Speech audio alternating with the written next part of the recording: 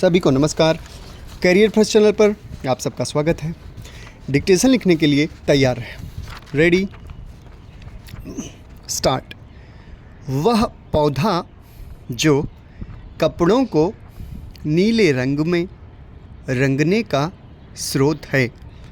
चंपारण सत्याग्रह केंद्रीय मुद्दा था और वही कपड़ा किसानों के लिए महंगी वस्तु थी।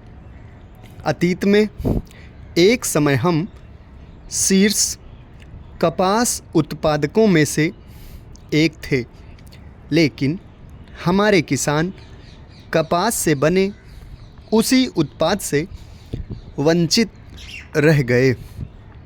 1917 में चंपारण सत्याग्रह के दौरान गांधी जी को बिहार के किसानों की दुर्दशा का सामना करना पड़ा।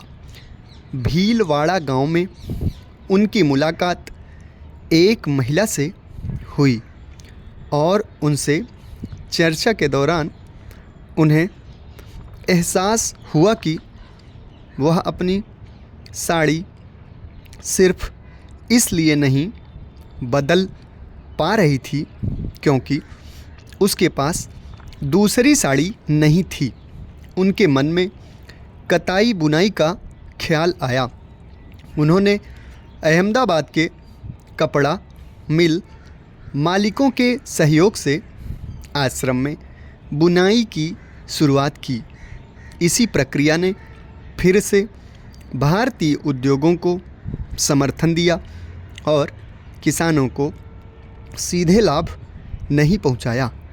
गांधी जी ने ब्रोच में दूसरे गुजरात शिक्षा सम्मेलन में एक ऊर्जावान महिला गंगा बहन मजूमदार से मुलाकात की और उन्हें कताई के पारंपरिक तरीके और उसके उपकरणों का पता लगाने का काम सौंपा। कपास कच्चे माल के रूप में इंग्लैंड गया और फिर मैनचेस्टर और लंकासिर से कपड़े के रूप में तैयार उत्पाद के रूप में भारत वापस आया।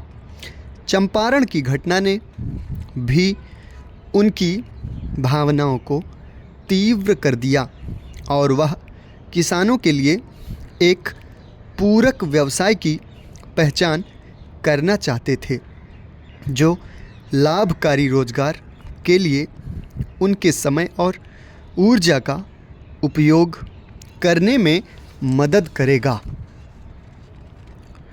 अतीत की खादी औद्योगिक क्रांति ने अपना भयावह जाल फैलाया और आखिरकार गुजरात में भटकने के बाद ही गंगा बहन को बड़ौदा राज के बीजापुर में चरखा मिला।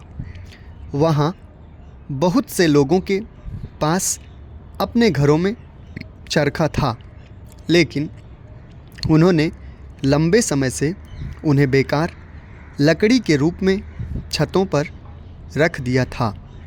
भारत का कपड़ा देश की आन बान और शान था और यहाँ तक कि कुछ देशों ने भारत से कपड़े के आयात पर प्रतिबंध भी लगा दिया था।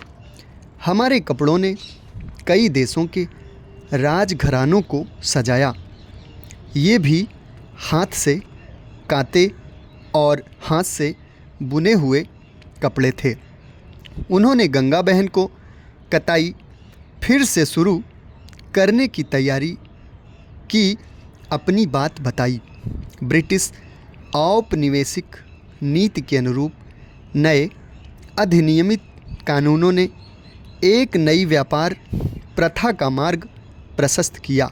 भारत में उगाई जाने वाली सभी कपास को बहुत कम कीमतों में इंग्लैंड को निर्यात किया जाना होता था, जबकि ब्रिटिश मिल के कपड़े ने भारतीय बाज़ारों में बाढ़ ला दी थी। इसमें निहित राष्ट्रीय भावना न केवल राष्ट्र स्तर पर प्रचारित हुई बल्कि जनांदोलित प्रकृति की भी सिद्ध हुई। समाप्त। धन्यवाद।